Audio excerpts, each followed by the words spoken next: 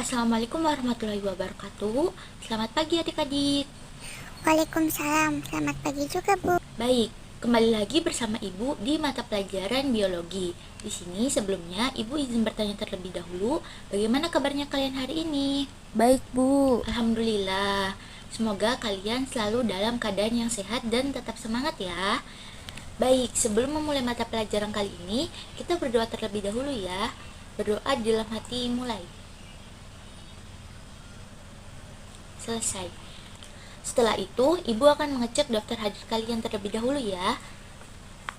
Apabila Ibu sebut namanya, nanti kalian bilang hadir ya. Ana, Hadir. Indah, Hadir. Nisa, Hadir. Fauzan, Hadir. Nabila, Hadir. Ade. Hadir. Oke, alhamdulillah. Berarti di sini hadir semua ya. Nah, di sini Ibu akan mempelajari mengenai apa? Ayo, ada yang tahu tidak? Ya, seperti yang ada di papan tulis, kita akan mempelajari mengenai pola-pola hereditas pada makhluk hidup. Adapun tujuan pembelajaran pada kali ini yaitu peserta didik dapat mengidentifikasi fakta tentang pola-pola hereditas pada makhluk hidup. Yang kedua, peserta didik dapat memahami konsep pautan dan pindah silang dalam pola hereditas pada makhluk hidup. Dan yang ketiga yaitu peserta didik dapat menyelesaikan masalah melalui studi kasus, konsep pautan dan pindah silang pada pola hereditas dalam makhluk hidup. Nah, sebelum memulai mata pelajaran kali ini, apakah ada yang tahu apa itu pola-pola hereditas pada makhluk hidup? Saya tahu Bu. Ya, Nisa. Pola pewarisan sifat pada makhluk Betul. hidup Bu. Jadi pola-pola hereditas pada makhluk hidup itu merupakan ilmu yang mempelajari mengenai pola-pola pewarisan sifat pada makhluk hidup seperti penentuan jenis kelamin, pautan, pindah silang, gagal berpisah, dan gen letal. Nah, jadi pada pembelajaran pola-pola hereditas pada makhluk hidup ini, yang pertama ada determinasi seks. Nah, determinasi seks ini adalah proses penentuan jenis kelamin pada makhluk hidup berdasarkan kromosom kelamin atau gonosomnya. Nah, penentuan jenis kelamin pada makhluk hidup ini yang pertama ada penentuan jenis kelamin pada tumbuhan, dan yang kedua yaitu ada penentuan jenis kelamin pada manusia dan hewan. Nah, penentuan jenis kelamin pada tumbuhan itu umumnya tumbuhan memiliki bunga dengan benang sari dan putik sebagai alat kelaminnya. Oleh karena itu, umumnya tumbuhan tidak dibedakan jenis kelaminnya.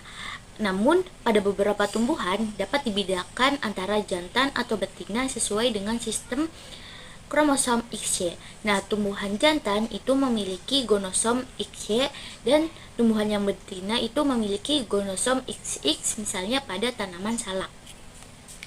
Kemudian penentuan jenis kelamin pada hewan ataupun manusia.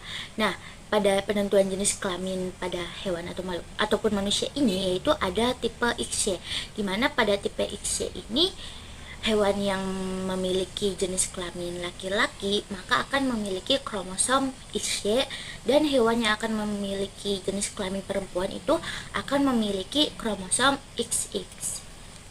Kemudian yang kedua itu ada pautan. Pautan atau linkage adalah peristiwa dua gen atau lebih yang terletak pada kromosom yang sama dan tidak dapat memisah secara bebas pada waktu pembelahan meiosis. Jadi dalam gen ini mengalami pautan karena tidak dapat memisah secara bebas dalam waktu pembelahan meiosis. Nah, pautan ini dibagi menjadi dua, yaitu ada pautan gen dan pautan seks. Nah, pautan gen itu merupakan pautan di mana setiap kromosom yang mengandung gen yang tersimpan di tempat khusus yang disebut dengan lokus. Nah, gen-gen ini dapat berada pada kromosom yang sama atau berada pada kromosom yang berbeda. Gen-gen yang berada pada kromosom yang sama atau kromosom homolog itu terletaknya saling berdekatan. Nah, ketika gen-gen ini berada pada kromosom yang homolog atau kromosom yang sama, maka itu dapat terjadi pautan gen.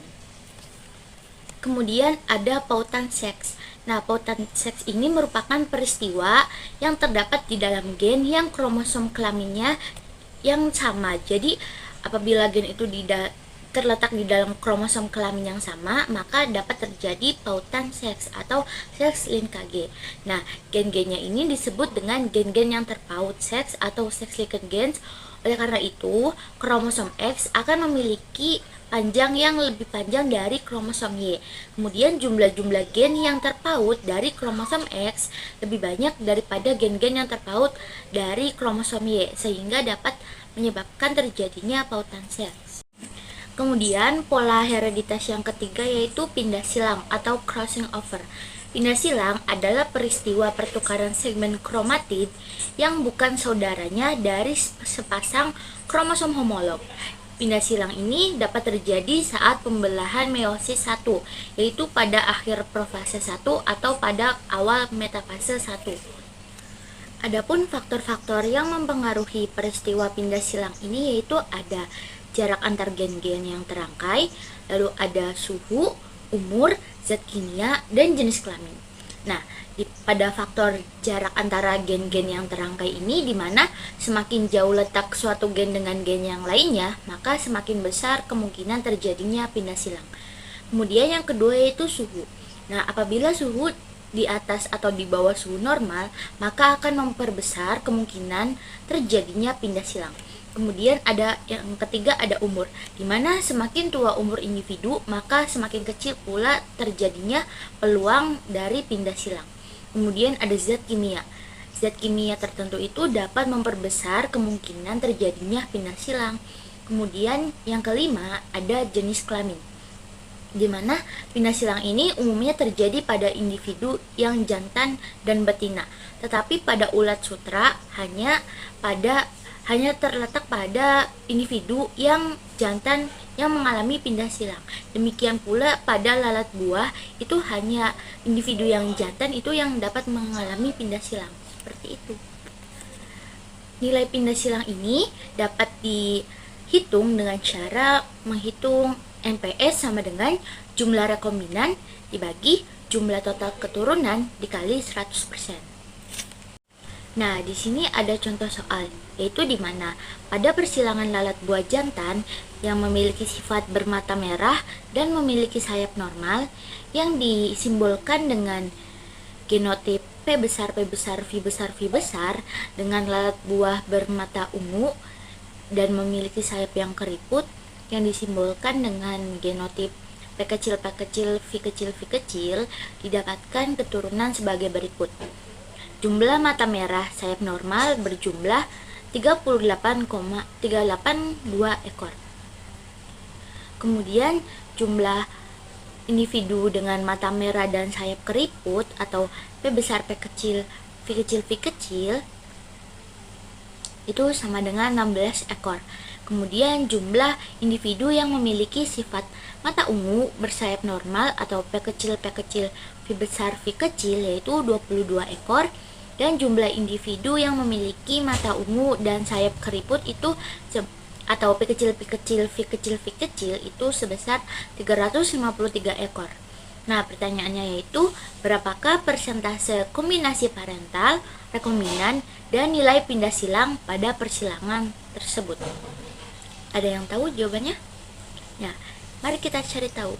Jadi, untuk menghitung kombinasi parental dan rekombinan dan nilai pindah silang ini, yang pertama kita cari dulu kombinasi parentalnya. Dimana kombinasi parental ini kita akan menghitung dari yang di awal soal itu kan ada jantan bermata merah dan sayap normal.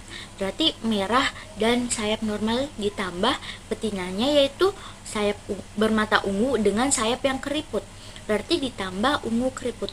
Jadi rekombinasi parentalnya itu sama dengan merah normal ditambah ungu keriput sama dengan 382 ekor ditambah 353 ekor sama dengan 735 ekor.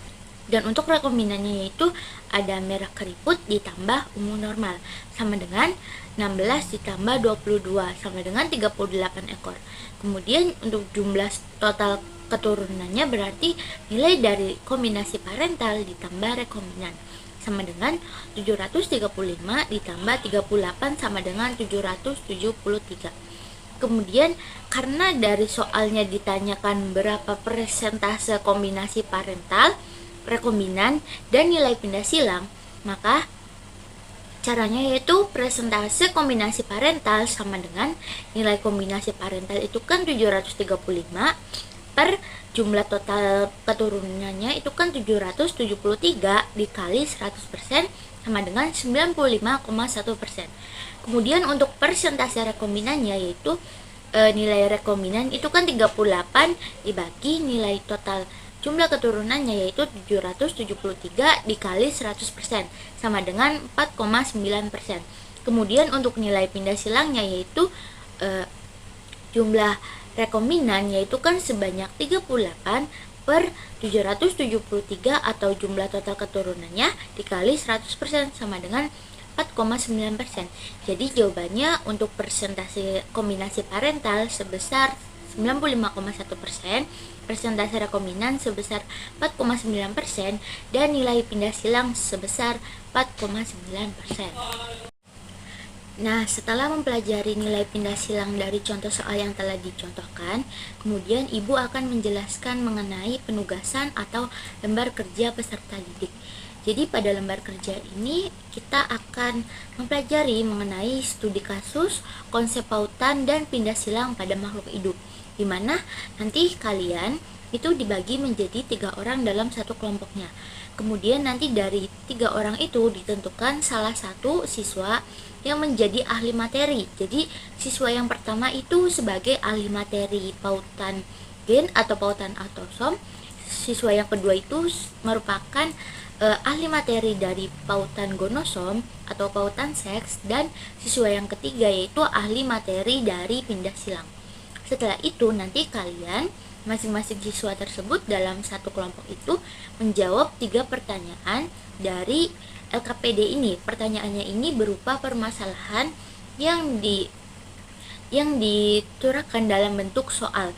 Kemudian setelah kalian menjawab soal dari permasalahan tersebut, nanti kalian mengkreasikan dalam bentuk diagram persilangan, pautan, dan pindah silang. Diagram persilangannya itu ada di papan tulis seperti ini. Kemudian setelah itu nanti kalian mempresentasikan diagram yang telah kalian buat pada pertemuan selanjutnya, dan presentasinya itu satu kelompok itu semuanya harus mempresentasikan. Alhamdulillah kita telah sampai pada penghujung pembelajaran. Jadi kesimpulan dari pembelajaran kali ini, apakah ada yang tahu? Saya tahu, Bu. Ya, Ade. Hanya pola hereditas pada makhluk hidup itu pola pewarisan sifat pada makhluk hidup, Bu.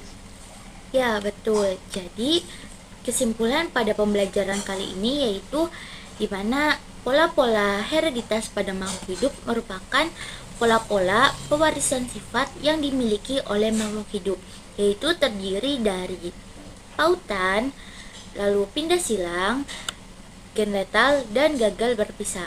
Adapun untuk pembelajaran pada pertemuan berikutnya, kita akan melihat presentasi dari kalian yang dimana dari LKPD yang telah Ibu jelaskan. Kemudian karena pada pertemuan kali ini kita mempelajari mengenai pautan dan pindah silang saja, jadi pada pertemuan selanjutnya kita akan mempelajari mengenai gagal berpisah dan gen letal. Baik, mungkin cukup sekian pembelajaran yang dapat Ibu sampaikan. Jangan lupa mengerjakan tugasnya, tetap semangat. Terima kasih. Wassalamualaikum warahmatullahi wabarakatuh.